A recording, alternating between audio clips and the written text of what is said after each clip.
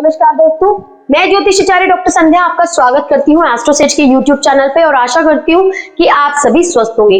दोस्तों, आज इस वीडियो के माध्यम से मैं आपको सूर्य का कर्क राशि में होने वाले गोचर के बारे में बताने जा रही हूँ, जो कि 16 जुलाई 2022 की रात 10:50 पे होगा 17 अगस्त 2022 की सुबह 7:14 तक, यानी कि अपनी स्व राशि सिंह में गोचर करने तक इसी राशि में स्थित रहेगा सूर्य। आइए राशि अनुसार जानते हैं कि सूर्य की इस गोचर का सभी 12 राशियों के जातकों के जीवन पर क्या प्रभाव पड़ने वाला है। साथ ही ये भी जानते हैं कि इसके नकारात्मक प्रभावों से बचने के लिए क्या उपयुक्त उपाय किए जा सकते हैं। तो दोस्तों, इससे पहले मैं आपको ये भी बताना चाहूंगी कि ये राशिफल जो है ये आपकी चंद्र राशि पर आधारित है और मैं आपको वीडियो के एंड में बार बार जिन महिलाओं को गर्भपात होता है उस पर महा उपाय बताऊंगी। वीडियो के एंड तक मेरे साथ बने रहिए और जल्दी से चैनल को सब्सक्राइब कर दीजिए, बेल बटन प्रेस कर दीजिए, लाइक कर दीजिए, वीडियो को शेयर कर दीजिए अपने फ्रेंड्स के साथ। तो चलिए राशिफल की तरफ चलते हैं। मेष राशि वालों के लिए कैसा रहेगा सूर्य का गोचर। मेष राशि के जातकों के लिए सूर्य 5वें भाव यानी कि प्रेम, रोमांस और संतान के भाव का स्वामी है। इस गोचर काल के दौरान सूर्य मेष राशि के 4थे भाव यानी कि सुख और आराम के भाव से गोचर करेगा। आपके केंद्र में सूर्य का यह गोचर अनुकूल परिणाम लेकर आने वाला है। पेशेवर रूप से देखा जाए तो नौकरी पेशा जातक, खासकर जो लोग सरकारी विभागों में कार्यरत है, वे इस दौरान अपने पेशेवर जीवन में प्रगति और सफलता देख सकेंगे। जो जातक उच्च पद की नौकरी की तलाश कर रहे हैं उन्हें अपने प्रयास जारी रखने चाहिए, क्योंकि इस दौरान आपको अपने प्रयासों में सफलता मिल सकती है। प्रबल संभावना है कि आप अपनी मनचाही नौकरी या पद पाने में कामयाब हो सकते हैं। यह अवधि व्यवसायी जातकों के लिए भी अनुकूल रहने वाली है, क्योंकि वे इस दौरान मार्केट में अपनी फिजा यानी कि प्रतिष्ठा बनाने में सफलता प्राप्त कर सकते हैं। साथ ही अपने उत्पाद का एकाधिकार स्थापित करने में भी कामयाब हो सकते हैं।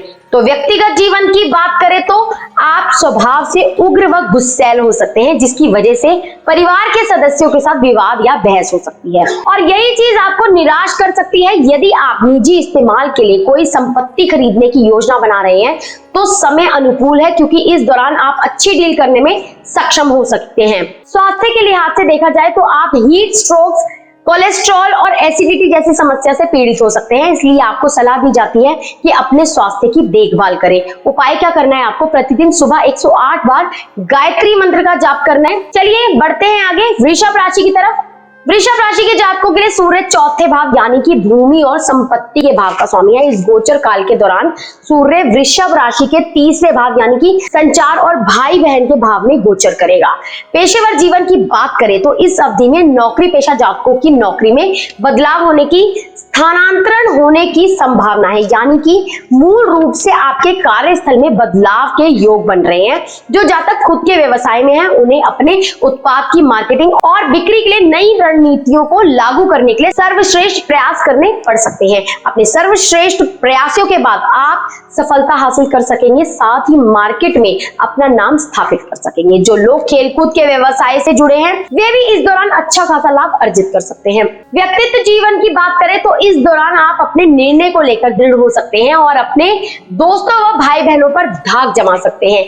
आपकी अपने प्रियजनों से बातचीत भी थोड़ी कम हो सकती है, जिसकी वजह से वे भावनात्मक रूप से आहत हो सकते हैं। संभावना है कि इस गोचर की अवधि के दौरान आप अपने परिचितों और दोस्तों के साथ किसी यात्रा की योजना बना सकते हैं। उपाय क्या करना है आपको? घर से निकलने से पहले अपने पिता का आशीर्वाद लें। तो आगे बढ़ते हैं दोस्तों मिथुन राशि की तरफ। मिथुन राशि के जातकों के लिए सूर्य 3रे भाव यानी कि बल, यात्रा और भाई बहन के भाव का स्वामी है। इस गोचर काल के दौरान सूर्य मिथुन राशि के 2रे भाव यानी कि धन, परिवार और वाणी के भाव में गोचर करेगा।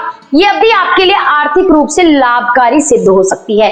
पेशेवर रूप से यह अवधि नौकरी पेशा जातकों के जीवन में वेतन वृद्धि और प्रोत्साहन लेकर आ सकती है। जो जातक सरकारी परियोजनाओं पर काम कर रहे हैं वे इस दौरान अच्छा लाभ अर्जित कर सकते हैं। दोस्तों की मदद से भी आपको धन प्राप्ति हो सकती है, साथ ही अतीत में अटका हुआ या फंसा हुआ धन वापस मिलने की संभावना अधिक है।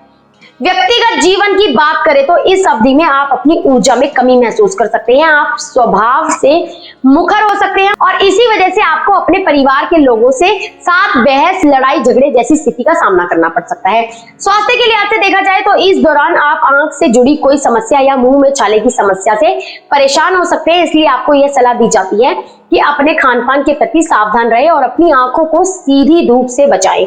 उपाय क्या करना है आपको? प्रतिदिन गायों को गेहूं और गुड़ खिलाएं। तो आगे बढ़ते हैं दोस्तों कर्क राशि की तरफ। कर्क राशि के जातकों के लिए सूर्य दूसरे भाव यानी कि परिवार और धन के भाव का स्वामी है। इस गोचर काल के दौरान सूर्य कर्क राशि के लग्न भाव में गोचर करेगा।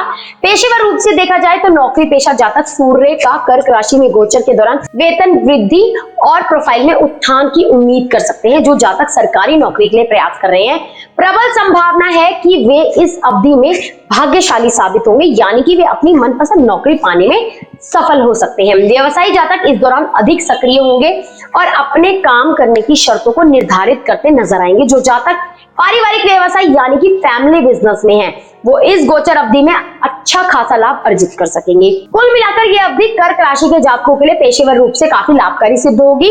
व्यक्तिगत जीवन की बात करें तो सूर्य के इस गोचर के दौरान आपका स्वभाव उग्र होने की संभावना अधिक रहेगी, जिसके कारण आप अपने प्रियजनों के साथ व्यवहार में थोड़ा कठोर व रूखे होंगे। आप जरा सी बातों पर चिंतित और बेताब हो सकते हैं। इसके अलावा इस दौरान आप अपने परिवार पर अधिक आधिपत्य जताएंगे और घर के कुछ सदस्यों पर किसी प्रकार की प्रतिबंध लगाने का प्रयास भी कर सकते हैं। आप पूरी ऊर्जा के साथ लक्ष्यों को प्राप्त करने की दिशा में काम करते नजर आएंगे, साथ ही अधिक प्राप्त करने की चाहत रखेंगे। स्वास्थ्य के लिहाज से देखा जाए तो सूर्य के इस गोचर के दौरान आपको बेचैनी, घबराहट और रक्तचाप जैसी समस्याएं हो सकती है। इसलिए आपको यह सलाह दी जाती है कि अपने स्वास्थ्य का ख्याल रखें और किसी भी प्रकार की समस्या होने पर तुरंत चिकित्सक से परामर्श लें। तो उपाय क्या करना है आपको? सूर्योदय के समय तांबे के बर्तन में जल भरकर उसमें कुमकुम डालें और सूर्य को अर्घ्य दें। चलिए सिंह राशि की तरफ बढ़ते हैं दोस्तों। सिंह राशि के जातकों के लिए सूर्य लग्न भाव का स्वामी है और इस गोचर काल के दौरान यह आपके 12वें भाव यानी कि व्यय, हानि और विदेश यात्रा के भाव में गोचर करेगा। पेशेवर रूप से देखा जाए तो वे नौकरी पेशा जातक जो विदेशी ग्राहकों के साथ काम कर रहे हैं या बहुराष्ट्रीय कंपनियों में काम कर रहे हैं, उनके लिए सूर्य का यह गोचर अनुकूल सिद्ध होगा। आप इस दौरान अंतरराष्ट्रीय ग्राहकों से अपनी कंपनी के लिए अच्छा खासा बिजनेस मुनाफा हासिल करने में कामयाब होंगे। इसके लिए आपकी सराहना की जाएगी, साथ ही नकद या किसी वस्तु के रूप में आपको पुरस्कृत किया भी जा सकता है। व्यवसायी जातकों को सलाह दी जाती है कि सूर्य के इस गोचर के दौरान अधिक सावधान रहे, क्योंकि इस दौरान आपके प्रतिद्वंदी आपके खिलाफ उलझुल बातें करके, नेगेटिव पब्लिसिटी करके मार्केट में आपकी छवि बिगाड़ने का प्रयास कर सकते हैं। हालांकि यदि आप निर्यात यानी कि एक्सपोर्ट उद्योग में हैं, तो इस दौरान आपके ऑर्डर की संख्या में वृद्धि होने की संभावना अधिक है। व्यक्तिगत जीवन की बात की जाए तो सूर्य के इस गोचर के दौरान आप कुछ यात्राओं की योजना बना सकते हैं, जो कि आपके लिए आरामदायक ना होकर काफी थकाऊ होगी। आपको यह सलाह दी जाती है कि इन यात्राओं के दौरान अपने कीमती सामान का ध्यान रखें, क्योंकि सामान चोरी होने या खो जाने की आशंका अधिक है। स्वास्थ्य के लिहाज से देखा जाए तो इस दौरान आपको कमजोरी हो सकती है, आप अपनी ऊर्जा में कमी महसूस कर सकते हैं। इसलिए आपको सलाह दी जाती है कि संतुलित आहार का सेवन करें। उपाय क्या करना है आपको? प्रतिदिन सुबह 108 बार ओम सूर्याय नमः का जाप करें। चलिए कन्या राशि की तरफ बढ़ते हैं दोस्तों। कन्या राशि के जातकों के लिए सूर्य 12वें यानी कि हानि और यात्रा के भाव का स्वामी है। इस गोचर काल के दौरान सूर्य कन्या राशि के 11वें भाव यानी कि आय और लाभ के भाव में गोचर करेगा। धन के भाव में सूर्य की स्थिति आमतौर पर अच्छे परिणाम प्रदान करती है। पेशेवर रूप से देखा जाए तो यह अवधि उन जातकों के लिए अनुकूल सिद्ध होगी जो पब्लिक सेक्टर में नौकरी की तलाश कर रहे हैं। पर्यावरणविद और समाज सेवी के रूप में काम करने वाले जातकों के कार्यों को इस दौरान एक अलग पहचान मिलने वाली है। व्यवसायिक जातकों को सलाह दी जाती है कि सूर्य के इस गोचर के दौरान कोई भी नया निवेश करने से बचें, क्योंकि समय कठिन है, हानि होने की आशंका अधिक है।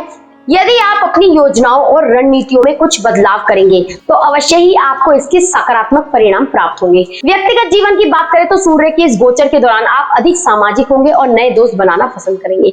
लोगों के साथ आपके संबंध बेहतर होंगे और समाज में आपकी लोकप्रियता बढ़ेगी। यह अवधि कन्या राशि के उन जातकों के लिए बहुत अच्छी न रहने की आशंका है जो प्रेम संबंध में है। इस दौरान आपको अपने प्रिय के साथ संबंध में बहस और कुछ विवादों का सामना करना पड़ सकता है। स्वास्थ्य के लिहाज से इस अवधि में आपको पाचन संबंधी समस्याओं से गुजरना पड़ सकता है, इसलिए आपको यह सलाह दी जाती है कि खाने पीने की आदतों के प्रति सावधानी बरतें। तो उपाय क्या करना है आपको, भगवान राम की कहानियां पढ़ें और रामचरितमानस के श्लोकों का पाठ करें। तो चलिए तुला राशि की तरफ बढ़ते हैं दोस्तों। तुला राशि के जातकों के लिए सूर्य 11वें भाव यानी कि आय और लाभ के भाव के स्वामी है। इस गोचर काल के दौरान सूर्य आपके 10वें भाव यानी कि पेशे और कर्म के भाव में गोचर करेगा। इस भाव में सूर्य को दिग्बल प्राप्त होता है, इसलिए यह जातकों को असाधारण यानी कि एक्स्ट्रा ऑर्डिनरी परिणाम प्रदान करता है।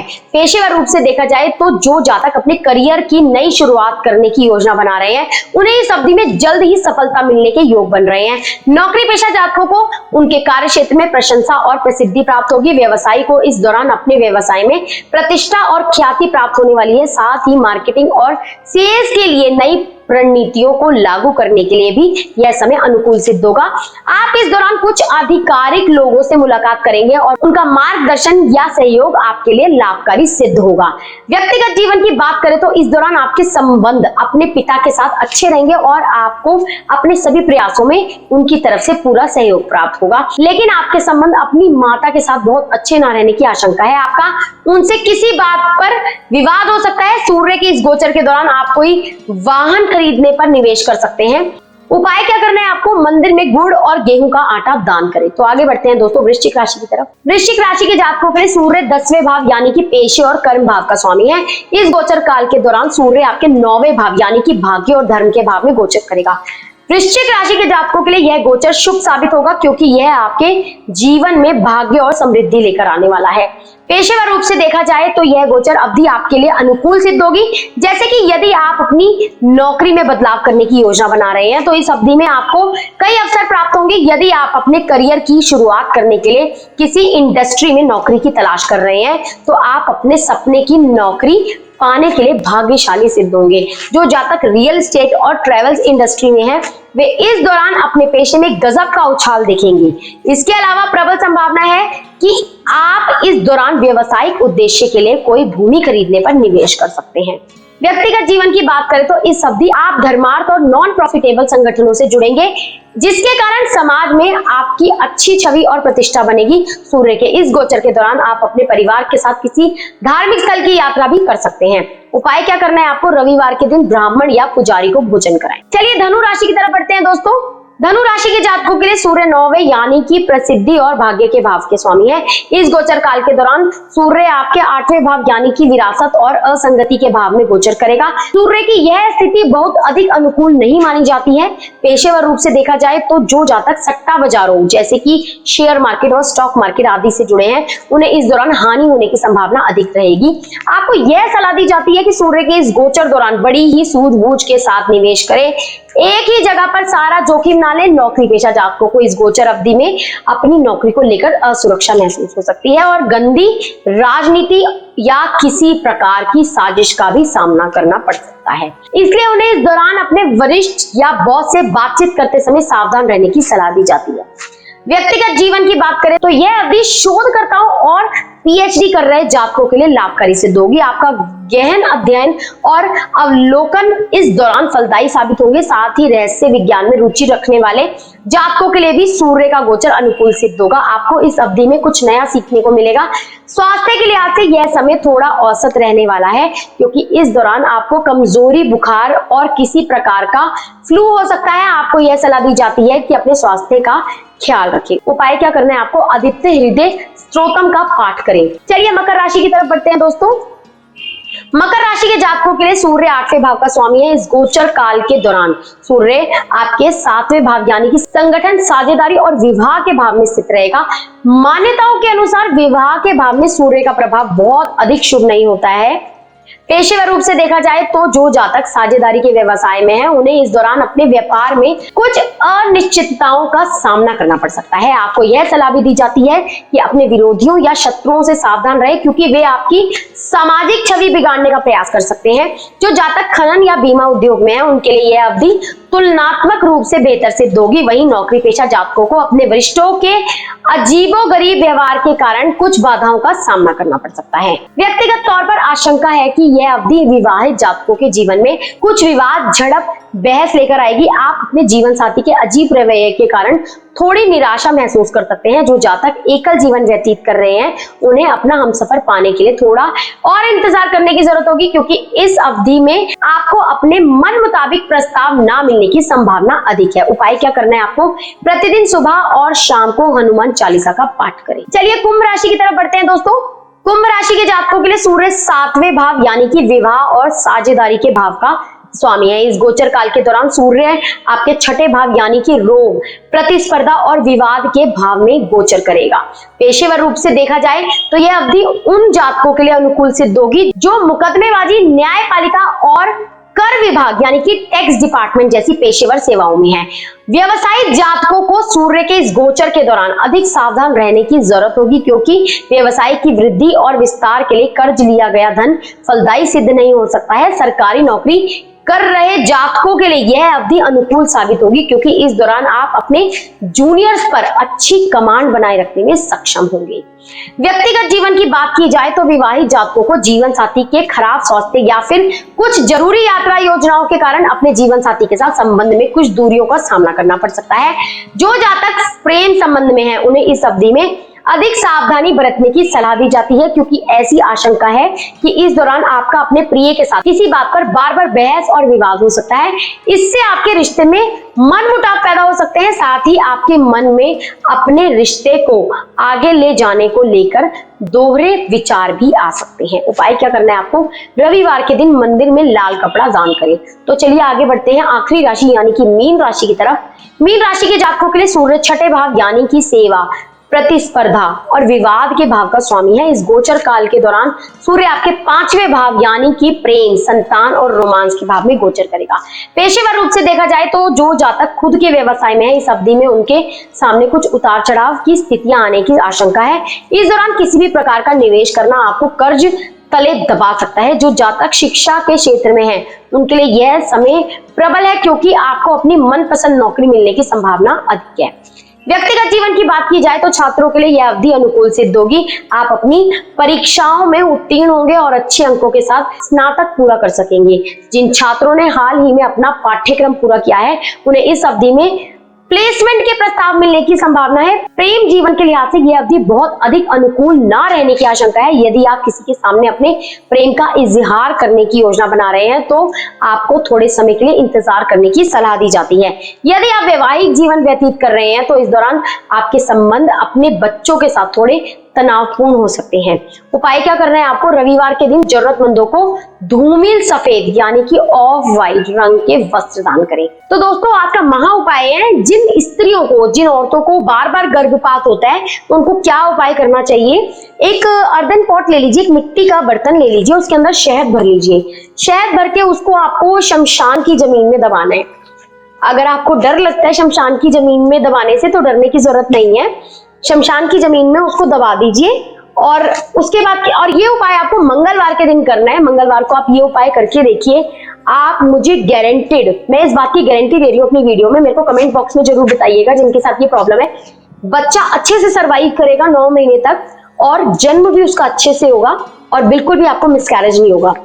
तो दोस्तों उम्मीद करती हूँ आपको मेरी ये वीडियो पसंद आई होगी। पहले भी मुझे आपका बहुत सारा प्यार मिल रहा है, उसके लिए बहुत बहुत धन्यवाद। तो जल्दी से चैनल को सब्सक्राइब कर दीजिए, बेल बटन प्रेस कर दीजिए, लाइक कर दीजिए, लाइक का बटन प्रेस कर दीजिए, शेयर भी कर दीजिए अपने फ्रेंड्स को ताकि वो भी अपना डेली राशिफल देख पाए। अपना लकी कलर, अपना लकी नंबर और गोचर वीडियोस, सभी वीडियोस आप मेरी देख सके। जय Shri Krishna. For regular updates, follow our Instagram page right now.